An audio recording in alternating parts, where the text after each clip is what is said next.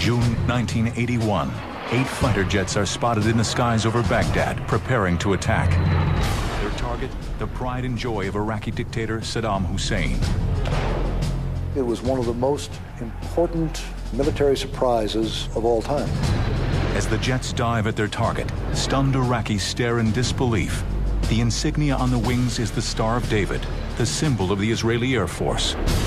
How could Israel strike from such a great distance without detection? It was something that has not been done before. For more than 2 decades, the Israelis have kept the details of this unprecedented mission a closely guarded state secret. We were not able to penetrate Israeli intelligence to gain any heads up about a potentially aggressive action against the reactor. But now, Israel has released these classified documents, and for the first time, the mission's officers, architects, and pilots can finally tell their story. There was a lot of firing from the ground, a lot of firing. You see every bullet, and each one of them, it's for you. It was an attack that shocked the world. I could hear the president. He said, "They did what?" This is a story of international espionage, blackmail, and targeted assassinations. A story of one of the most daring and dangerous military operations ever attempted. The story of Israel's raid on the reactor.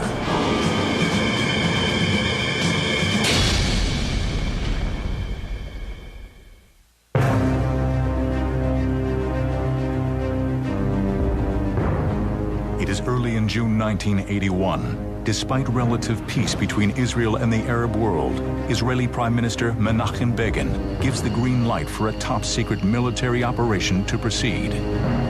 Moments later, 8 F-16 jets taxi down the runway of a secret Israeli airbase in the Sinai Desert, carrying a weight that exceeds nearly twice the design specs of the aircraft.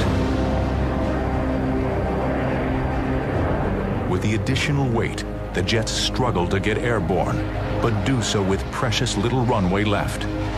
Finally, after years of secrecy, planning, and espionage, a mission that could determine the very fate of Israel is underway. I felt that it is the future of the state of Israel on my shoulders, yes. Many of us were grandsons or sons of people who had been through the Holocaust. And we had been a part of a mission that was to prevent another Holocaust. The planning of the mission, dubbed Operation Opera, had been underway for over 3 years. But right from the start, Prime Minister Begin and his staff were hoping, even praying the raid would never have to take place. We decided to put the kind of a red line, if we can call it a red line, saying that we'll continue to try all kinds of diplomatic efforts. Means using the military force only as a last resource. What was this threat to the Jewish state that had the Israeli government so concerned? What enemy had the capability to strike this kind of fear in the hearts of a recognized military power? The answer laid nearly 600 miles to the east in Baghdad, Iraq, home of Saddam Hussein. An article appeared in one of the major Baghdad newspapers saying that they would have a nuclear bomb to neutralize Israel. In his 1987 bestseller, First Strike, Israeli author Shlomo Nachdimon describes a nightmarish scenario that in 1981 was all too real. In the skies over Tel Aviv, an unidentified Boeing 707 is spotted approaching from the sea. All of a sudden, a huge dark object falls from underneath the airplane's wing. Would Saddam actually have used the nuclear bomb against Israel? Knowing Saddam Hussein, I think you have the answer.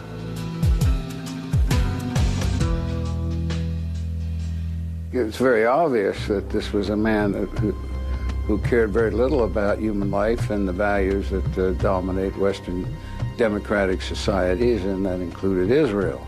And they were dedicated to the destruction of Israel. He published a statement to the Iranian people telling them that this nuclear capability is not going to be used against them.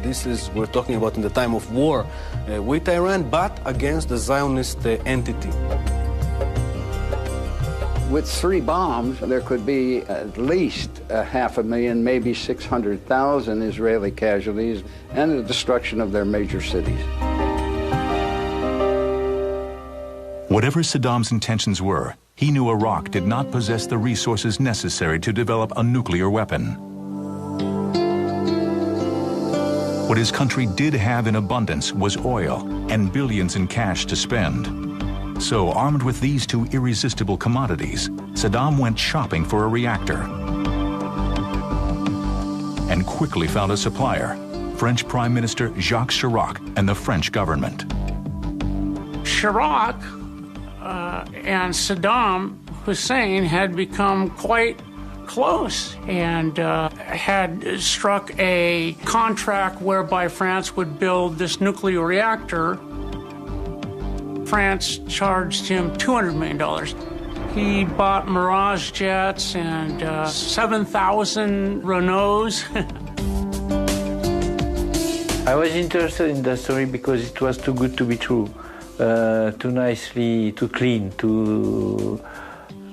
everything was too perfect. Jean-Pierre Van Geert is a renowned French investigative reporter, famous for uncovering government secrets and scandals for over 40 years. It was Van Geert who first broke the story about the questionable dealings between France and the notorious dictator. During his investigation, he also uncovered possible evidence that Saddam had induced and enticed French officials to cooperate. The French official got back from Iraq oil, contact in the Middle East, and they got money. When the agreement was announced in 1975, the French government defended their actions. The facility would be purely a civilian reactor, used for energy purposes only. While many accepted this explanation, there were those who doubted the rationale. Here was a nation that didn't need energy resources, didn't need nuclear energy, run by a nefarious thug, a killer. And what could one properly assume? Publicly, he claimed that this is for energy, for capability of scientific, peaceful goals. Privately, we know from scientists who worked, their goals were based on the assumption that 2 to 3 bombs will demolish the state of Israel, and those were the numbers that they were working on. Everybody knew the real meaning of that construction would have been a military purpose. Within weeks of the announced agreement, construction on the reactor began just outside of Baghdad. Saddam named the soon-to-be-built reactor after the Babylonian month of Tammuz, the very same month in which Nebuchadnezzar began his assault on the Jewish people in 586 BC. But these developments failed to raise concerns by any nation other than Israel, who regarded the situation with pessimistic trepidation. Obviously, satellite photography was providing data on the construction of a reactor. I recall having seen it or mention of it during the transition from the Carter administration to the Reagan administration, but I don't recall that we paid any particular attention to the progress of that reactor, nor were we particularly alarmed by it. There was no attention given to it. Having verified the capabilities of the reactor through several international independent sources, Prime Minister Begin found himself with only one option: set into motion a plan, either through diplomacy, espionage, or military action, to stop the reactor from going hot. He then tasked the head of the IAEA to search out several possibilities of how they could go about neutralizing this, and that's what began this whole mission.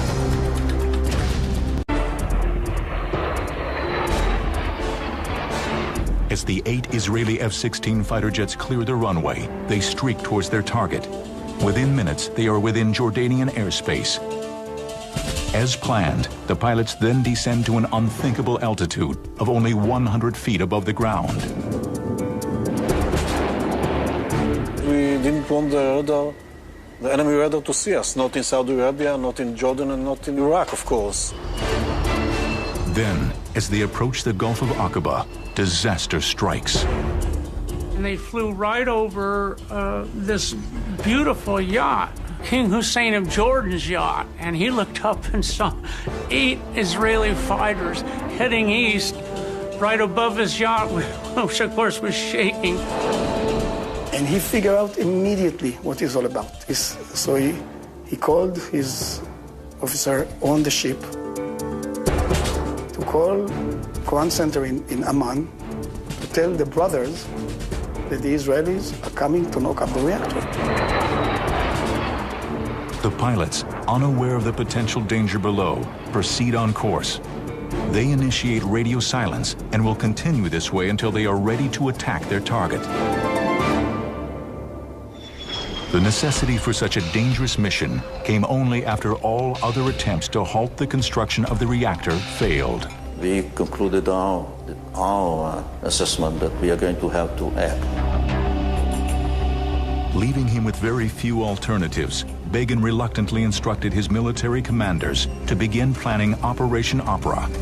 At the same time, Begin instructed the Mossad, Israel's famed secret service agency, to proceed with their own particular methods of delaying the construction. They decide to give lessons to prove that they can do things. And they did. The Mossad had found that the French were about ready to ship the core of the nuclear reactor to Iraq, and it was being stored at a warehouse in a French town on the Mediterranean. They put 2 charges of explosive to quote-unquote destroy the place. It did not destroy it enough, though. It could be patched up, and Iraq decided to patch it up, but it took another 6 months, so they delayed it for another 6 months. The Mossad was also able to infiltrate the French Atomic Energy Commission and identified a top Egyptian nuclear scientist working for Saddam in Paris. In a scenario right out of a spy novel, the agents offered him sex, money, and power in exchange for information on the reactor. He was not interested in doing any business with them. So the Mossad decided to just take him out then. On Saturday, June 14, 1980, Dr. Yahya El-Meshed checked into the upscale Meridian Hotel in Paris. Mossad, bad guys, send an escort girl to the room of that poor guy. When he opened the door, they slit his throat. They didn't steal anything. Now, a prostitute had been in the hallway. She fled, but she contacted the police. And before she was able to be interviewed, a black Mercedes ran her over and then disappeared. So she was killed before she was able to say anything. Over the course of the development of the reactor, various news agencies reported that nearly a dozen nuclear scientists working on the project lost their lives. Many of the deaths were blamed on the Mossad. There were some successes all the way. I cannot refer to details, but it's been done. Despite the espionage, the murders, the sabotage, it was clear to the Israelis that nothing was going to stop Saddam from completing the construction of the reactor. There was a moment that the Mossad notified the Prime Minister that they had exhausted all of their resources. And at the moment this notice was received, it was clear it was a green light for the attack. After escaping Jordanian airspace apparently undetected, the 8 F-16s enter Saudi Arabia airspace. Here, avoiding detection will be even more difficult. The Saudis have recently taken delivery on a fleet of AWACS spy planes from the U.S. that patrol Saudi Arabia continuously, searching for enemy encroachments. To further complicate matters, the landscape has changed drastically. Flying just 100 feet above the ground now becomes a challenging task, even for the most seasoned of the Israeli pilots, as they must negotiate the peaks and valleys that dot the topography. It is over Saudi Arabia that the squadron must execute the first of several never-before-tried dangerous maneuvers. What we did actually, we dropped the fuel tanks in the desert after been using all the fuel, of course. This is something that is not allowed to do in F-16, I think even today, because the wing tanks are very close to the bombs. And when you carry bombs on the wings, you are not allowed to jettison the wing tanks until you get rid of the bombs. There was some concern whether the wing tanks would smash into the bomb or flip over the wing and damage the flaps. But indeed, they dropped them, and these 16 wing tanks are still there in the desert someplace even today. Dropping the wing tanks was the only maneuver the pilots had not practiced in their intensive training that had begun some 10 months earlier. Yet had the mission proceeded as originally planned, none of the 8 pilots would have been over Saudi Arabia now, much less worrying about external fuel tanks. We didn't have F-16. F-16 arrived only July 1980. Ivry's initial plan called for an armed incursion into Iraq, but a similar mission by the United States military to rescue the hostages in Iran was a complete failure, and one which forced the Israelis to rethink their plan.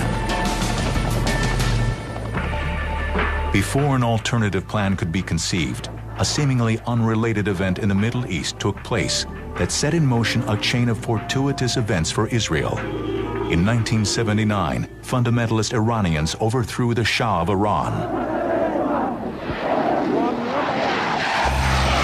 Prior to the coup, the Shah had ordered 76 new top-of-the-line F-16 fighter jets that now could not be delivered to the new hostile government. The State Department offered them to Israel, and of course they immediately said, yeah. That then changed Ivry's thinking completely.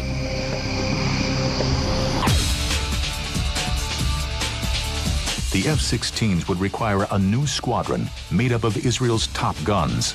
Ultimately, this elite group would be the ones to pilot the mission, though at the time, they were unaware of this distinction. The General Ivry called me and Lieutenant Colonel Raz, and he told us that he picked us as the first commanders because we had an experience in air-to-ground missions. And he would like us to concentrate on air-to-ground missions. On the way back to our base from his office, we were wondering, what was that all about? Regardless of the directives, all the pilots were exhilarated to be chosen to initiate Israel's state-of-the-art fighter. It's cozy. It's built like a glove. It's built for the pilot. It was built by pilots. Much easier to fly than an F-15. A lot of thought for the pilot's ability to do a lot of things at the same time. Maneuver the airplane while operating the radar systems, the weapon systems. So it's a fighter pilot's fighter. It was only after the pilots had returned from their formal training in Utah that General Ivry revealed the details of the mission to the group. Their reaction was as he expected. I was shocked because I didn't know that Iraq had a nuclear program, let alone thought about getting to Baghdad, which was quite a distance away. It didn't cross our mind that it was anything like this. There was a big map on the wall with a small pin southeast of Baghdad, and we were told that there is a nuclear reactor there. We thought that they are planning a mission to destroy it. Once the mission was revealed, the real training began. We had trained at flying at a very low altitude for a long time in a close formation, and the F-16 had special problems that had to be dealt with.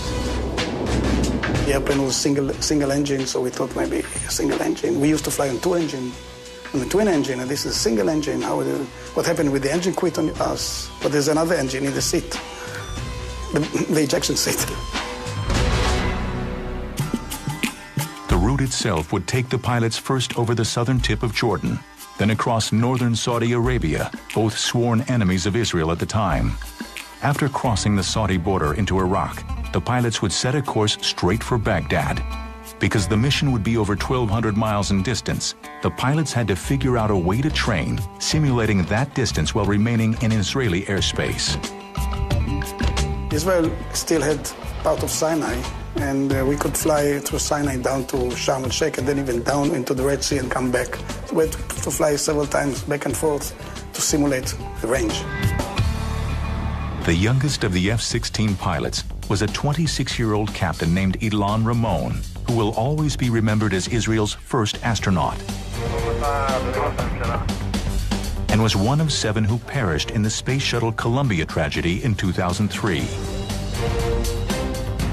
Back in 1980, Ramon was eager to join the elite group of pilots and contribute his specialized skills to the mission. The first person I shared this secret with was Captain Ilan Ramon. With his childish smile, told me that it's slightly out of range. Well, you can fly there, but you cannot land back in Israel. If you want to land in Jordan, then it's possible. Ilan Ramon was correct. Since mid-air refueling was not an option, the F-16s had to be modified and scaled down. This meant adding 2 additional fuel tanks, one under each wing, and eliminating everything but essential equipment, which in effect would make the aircraft defenseless. We didn't take with us any jamming pods, which are for self-defense against electronic measures, I mean radars and so on. But from their perspective, they were like flying ducks in some way. They did a mission and coming back home like flying ducks and had to, without any capability to defend themselves. As the target date fast approached, the Mossad kept an eye on the progress of the reactor, utilizing top-secret U.S. spy satellites. The satellite access allowed Israel to monitor every detail of the construction. It grew from just this one dome-shaped reactor that the French sold them to a kind of a nuclear Oz. Many buildings, administration buildings of the chemical conversion factory where they could transform the spent nuclear fuel into plutonium, just everything. The photos revealed the facility had been impressively fortified with new batteries of anti-aircraft artillery and strategic surface-to-air missiles known as SAMs. Clearly, the situation in Baghdad had progressed faster than anyone could imagine. Then, on June 1st, the French newspaper Le Point reported that the construction of the reactor was complete. It would now only be a matter of months before the facility was fully operational. 5 days later, Prime Minister Begin summoned General Ivry to his residence. The operation, he announced, will take place the day after tomorrow, Sunday, June 7th.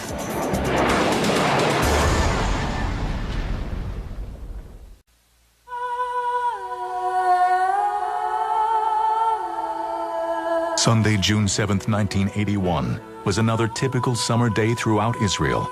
From the holy city of Jerusalem to the modern metropolis of Tel Aviv, there was nothing to indicate this was going to be anything but just another Sunday. However, at Eitzion, the secret Israeli air base in the Sinai, June 7th was anything but typical. All of the pilots had reported to the base the day before, and now they were busy thoroughly inspecting each of the F-16s. When I did the round, checking the airplane, before that I all of a sudden felt myself touching the airplane and caressing it. You kind of want the airplane to have a personality in the sense that you may break the next flight or the flight before, something may go wrong, but don't go wrong on me this time. The final briefing came later that morning. General Ivry addressed the squadron with rhetoric that left no doubt in the minds of the pilots about the enormity of the undertaking.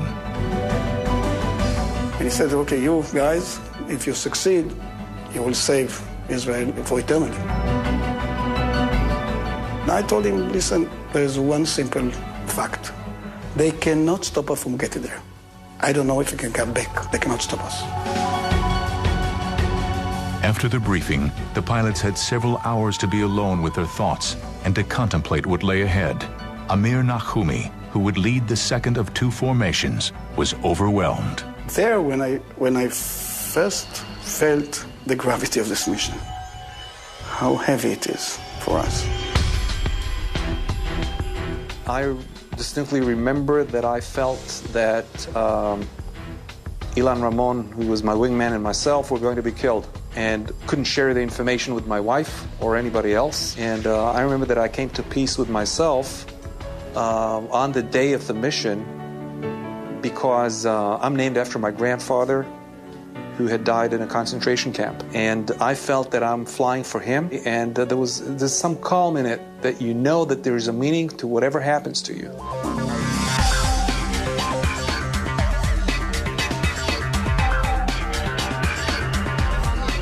At exactly 16:01, the pilots fired up their engines and taxied to the runway.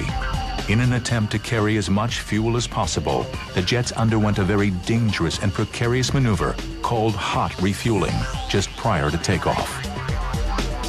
It was something that has not been done before. We brought the tankers to the runway. We just connected them to the, and while we was waiting for the time to take off, we was topping up the airplane. I personally had a problem with fuel transfer. My airplane was not refueling. If you were not able to refuel, basically you weren't able to come back. Moments later, the squadron's technical officer gave the pilots the thumbs-up signal. One of the major concerns for Zev Raz, who was the lead pilot, was getting off the ground. And indeed, when they finally started taxiing down the runway, he wasn't gaining enough speed. As he was passing by these different markers where normally you'd be up and heading off into the blue, he was still on the tarmac. He was afraid he was going to run out of runway. Despite the burden of the heavy load, all 8 of the F-16s lifted off and headed east. The mission was underway.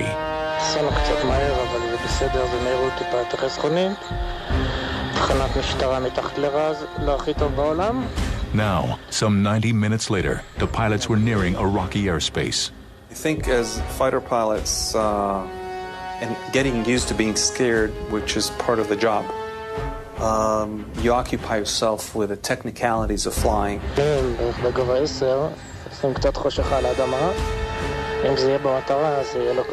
So you're making sure you're not flying into the ground. You can't talk to your buddies because there's a radio silence, electronic silence. But you have time to think. And maybe even enjoy the scenery a little bit to take your mind off what's going to happen. This was a terrain that we never flew above. This was a terrain well defended.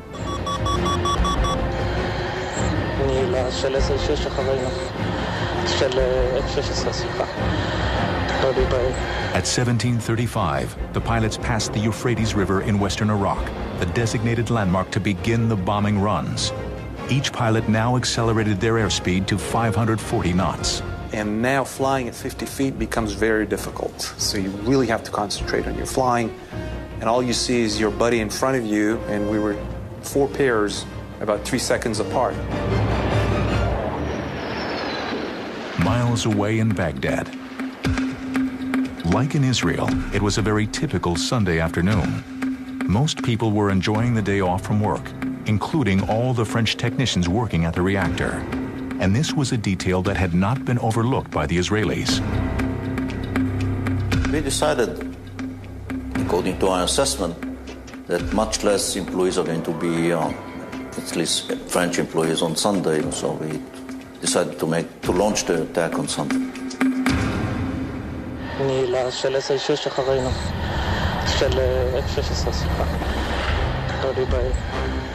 The The time the raid took place was also factored into the attack strategy. The timing was a very good timing where change of guard takes place between day shift and night shift. Relik Shafir was right. Moments before the attack began, the Iraqi technicians who were manning the anti-aircraft artillery guns and the surface-to-air missiles had taken their dinner break. And now the adrenaline starts to flow. You make sure all your switches are on, everything is all set. You check and recheck, look at the wingman.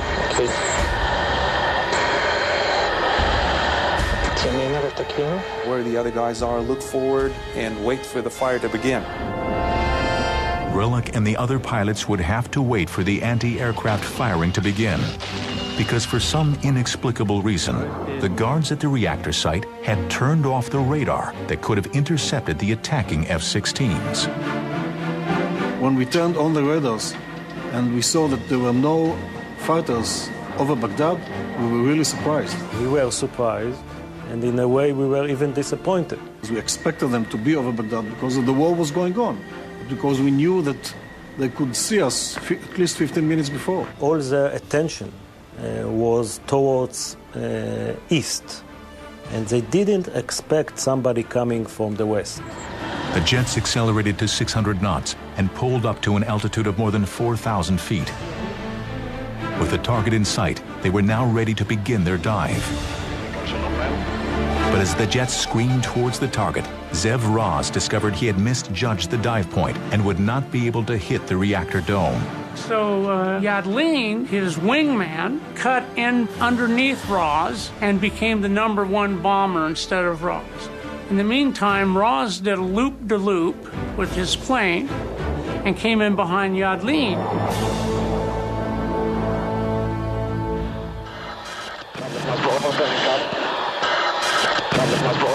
Yadlin and Raz dropped both of their bombs perfectly on target. After the bombing, go to low altitude, look for each other, to cover each other and see if any MiGs, any enemy planes.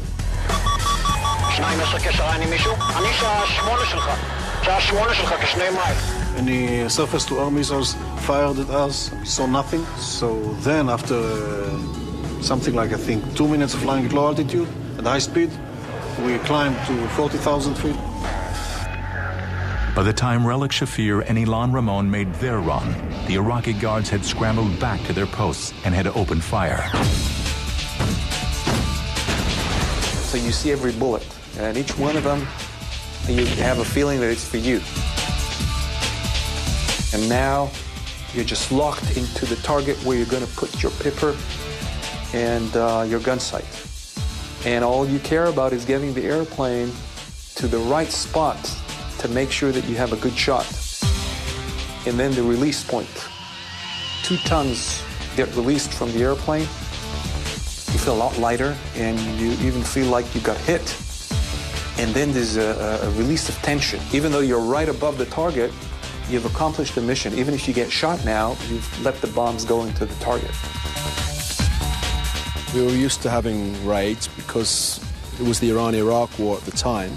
So every now and again we'd have an air raid warning and planes would come over. But this was very different. There was just the explosion, no warning or anything. And then suddenly all the anti-aircraft fire went up.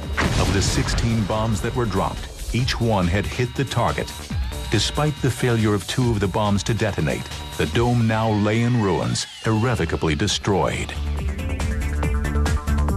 I was wondering if this is how it looks when it's destroyed, because I didn't see the dome anywhere. There was a lot of smoke, and it looks to me like a big hole in the ground. The combination of the large bombs, accuracy of the weapon system, and the skill of the pilots, that was good enough. First thing I thought, okay, we did it. And all the fears, because what is the most fear of a pilot? Is not to get killed, is to blow the mission. Anybody who's into combat knows it's getting the mission done first. Everything comes in second, especially if you're in combat, a combat pilot. With the target destroyed, the pilots now focused their attention on their next task, getting back alive and avoiding what they thought would be a certain encounter with Iraqi aircraft. But the Iraqis didn't play. They didn't take off, they didn't shoot missiles, didn't fire missiles, they even didn't lock the radars on us. It was a big surprise for us that, according to my knowledge, not even one SAM missile was launched towards us. Even after the bombing, on the way back, 40,000 feet for more than 90 minutes, they didn't try to intercept us. Okay. And then we start, chatting over the radio, and Ivry was, for the first time, I think in the history, he just came over the frequency and said, guys, it's not done yet, you have to land, so shut up.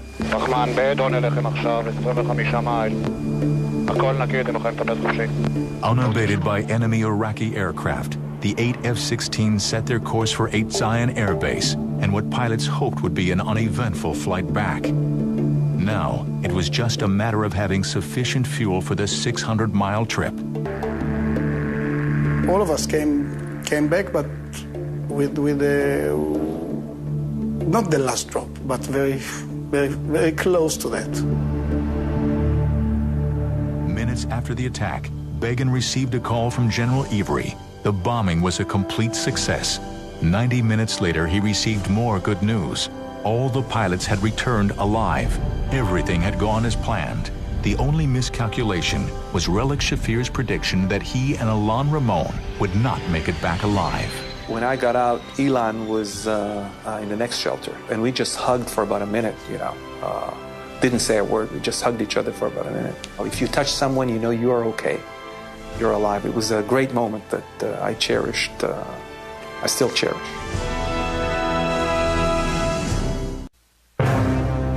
The Iraqis were not the only ones surprised by the raid. It seemed the entire world was caught off guard. I really think it was one of the most important and most interesting military surprises of all time.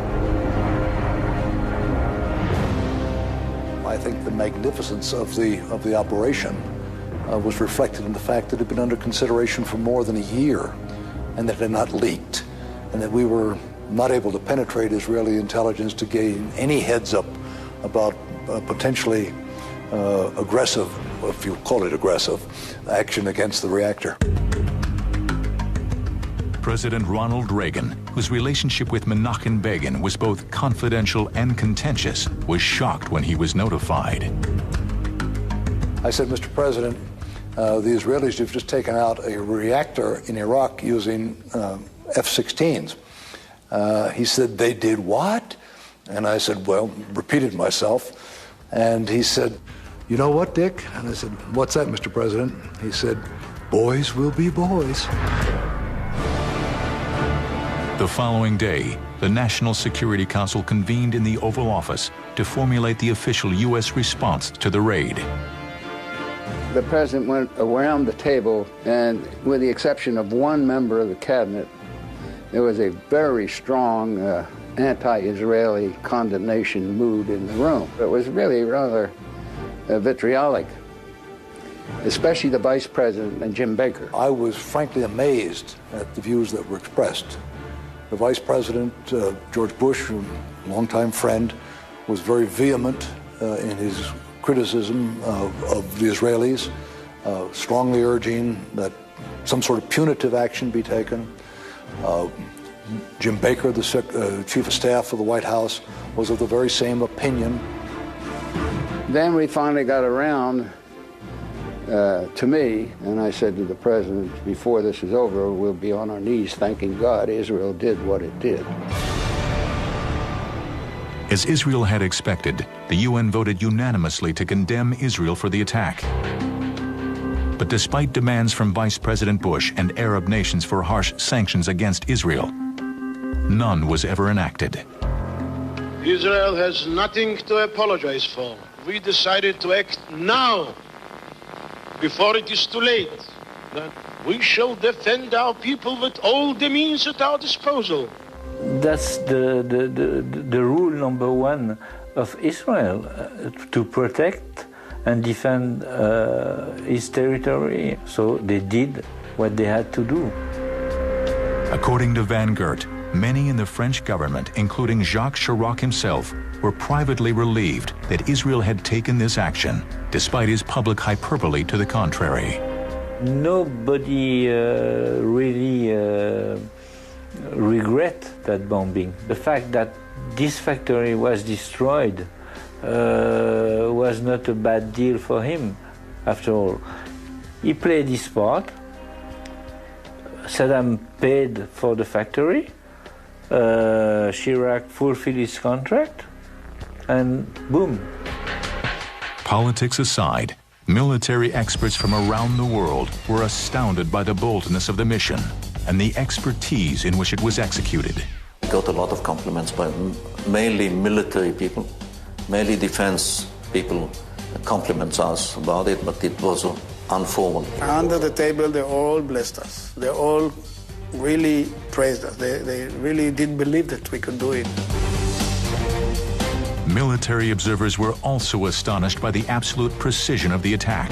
Only the main target, the reactor, was destroyed. Adjacent buildings were left completely intact. There were only 11 casualties, 10 Iraqi soldiers and 1 French technician. And most of the casualties came as a result of the artillery, fired blindly into the sky by Iraqi soldiers as they waited for their radar to warm up. Most importantly, the nuclear fuel stored nearby was undamaged, precluding any potential nuclear radioactive contamination. Well, it was superbly done, and the men who did it were superb professionals. I thought it was absolutely stupendous. It was hard for me to imagine that this could have been done so expertly. Had to have been a long time in planning. It was performed brilliantly, nearly flawlessly. The condemnation of Israel was vociferous, but short-lived. But the Israelis accepted the criticism in exchange for what they saw as security from certain catastrophe. Israel put an end to his nuclear ambitions. They had restored the balance of power in the Middle East and neutralized a potential very violent dictator. It would be nearly a decade before the rest of the world understood the significance of the mission. In 1991, Saddam invaded neighboring Kuwait, which ultimately led to U.S. intervention and Desert Storm. Obviously, the history would have changed because Saddam Hussein, being under pressure with a possible nuclear weapon, would have acted differently with a lot more boldness. And I'm not sure that the United States would have acted the way it did, knowing that he has that kind of capability. After the victory in Desert Storm, David Avery, then the Israeli ambassador to the United States, found out just how much the U.S. military echoed those sentiments. Dick Cheney wrote a letter to David Avery, and it was a photograph from the satellite of the destroyed reactor site. And below it, Cheney had written, "If it weren't for you, Desert Storm wouldn't have been a success." We had felt at the time that we had the burden of keeping up the security of the Jewish people, not just the Israeli nation. And that was a genuine feeling that I think ran through our minds from day one of flight school. So it wasn't just a mission, it was a destiny. To destroy a strategic point or asset of the enemy, to come back safely, to do it without collateral damage. This is a wonderful example of what you can achieve with air power.